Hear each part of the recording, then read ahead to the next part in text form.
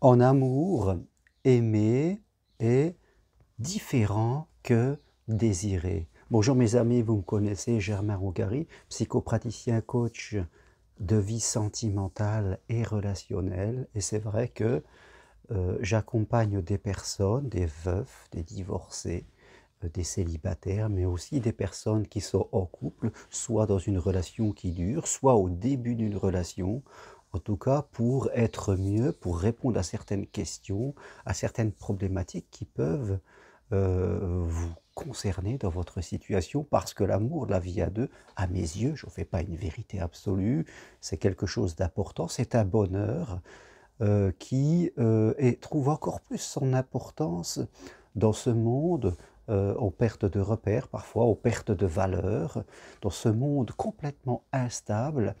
Ce qui peut rester stable, c'est notre famille, notre couple. C'est quelque chose qui est à notre portée, qui ne dépend en grande partie que de nous, alors que l'extérieur souvent nous échappe. Et c'est vrai que quand tout bouge, quand on s'inquiète pour l'avenir matériel, eh bien, le fait d'être en couple, d'être bien dans son couple, et peut-être du couple avoir une famille, c'est quelque chose d'apaisant, de reposant. C'est une stabilité, c'est un port. Et il est important d'avoir des ports où on peut se réfugier, où on peut être bien, quoi qu'il arrive, à l'extérieur. Maintenant, il faut être capable, je dirais, évoluer pour construire cette chose qui est à notre portée. Alors aujourd'hui, la thématique, c'était, je dirais, un petit peu aimer est différent que désirer. Alors, sans être complètement binaire en disant aimer c'est bien, désirer c'est mal, les choses sont toujours plus subtiles que ça, vous le savez. Je crois que nous vivons dans une société où nous le voyons, nous sommes très individualistes, nous sommes beaucoup centrés sur nos attentes. Nous désirons que quelqu'un, je dirais, satisfasse nos attentes, ce que j'attends de l'autre. Et c'est vrai que dans la relation qu'on a avec les autres et dans la relation amoureuse, il y a toujours ce que je vais apporter, moi, à l'autre, et ce que l'autre va me donner.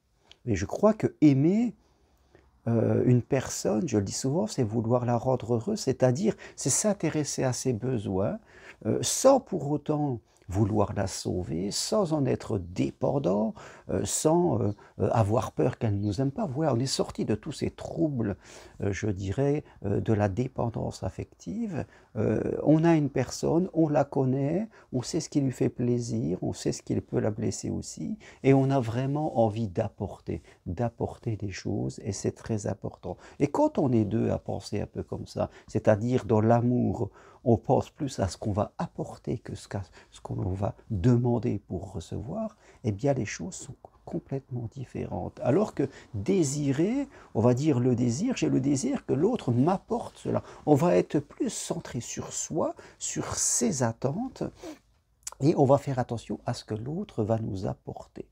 Alors vous me direz, il y a peut-être toujours un petit peu un mélange des deux. On va apporter à l'autre parce qu'on l'aime et on a envie qu'il soit bien avec nous, qu'il soit heureux. On va être attentif, respectueux, et en même temps, bien sûr, on a un désir que l'autre peut-être nous apporte des choses. Maintenant, je crois que le côté aimer tourné vers l'autre doit être vraiment franchement majoritaire. C'est très important, ça crée cet équilibre, et quand on est tous les deux à penser comme cela, eh bien, vraiment on vit quelque chose de super sympa.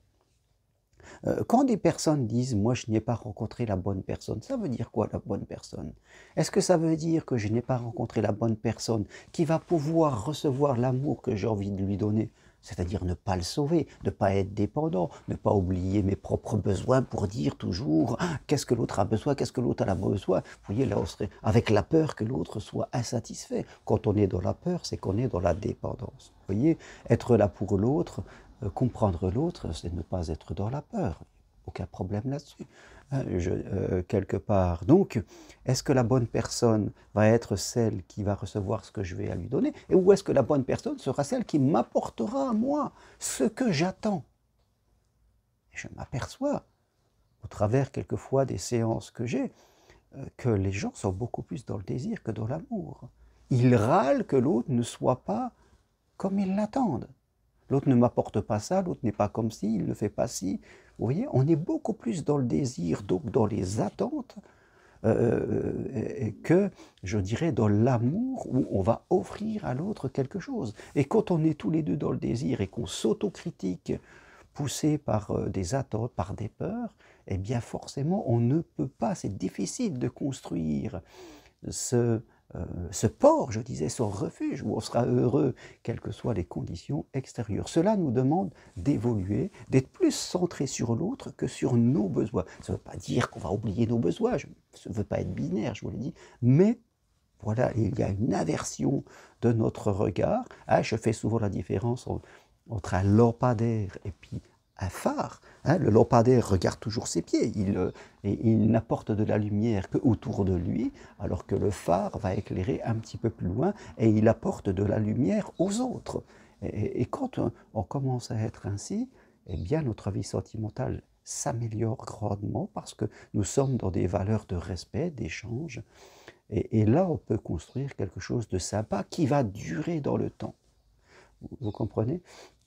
Parce que l'amour qu'on veut vivre, c'est quelque chose qui dure dans le temps et on ne veut pas être tout le temps en train de construction et de destruction. Donc voilà, mes paroles d'aujourd'hui, c'est faites un peu la différence entre aimer et désirer.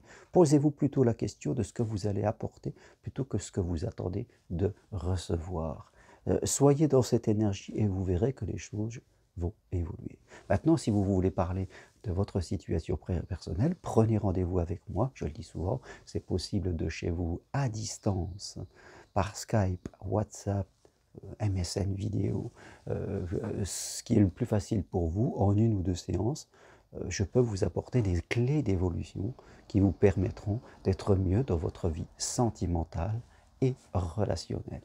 Voilà, merci à vous. Toutes les infos sur ce que je propose sur mon site germainroncari.com. À très bientôt. Et si vous aimez, appuyez sur j'aime. Au revoir.